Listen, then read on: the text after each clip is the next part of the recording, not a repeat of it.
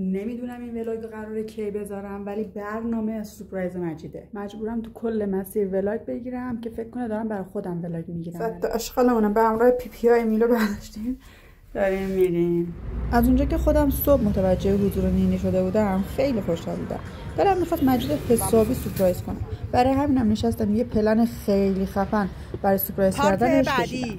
اما به خودم گفتم بذار خواستای خودم به مجید ترجیح ندم و اونجا که میدونستم اهل سورپرایز و این کارا نیست، تصمیم گرفتم حالا که اومدیم یه قرار 2 نفری عاشقونه بهش هم این خبر خوب بدم. تا الان که موفق نشدم. دنبال یه کافه ایم توی شهرک اکباتان. بالاخره یه کافه پیدا کردیم باز باشه. پارت بعدی تفریحمون اینه که کنار خیابون وایسادیم منتظریم هواپیما بیاد این بغل فرود بیاد ما نگاه کنیم. فقط علی بیا پیاده رو داره میاد.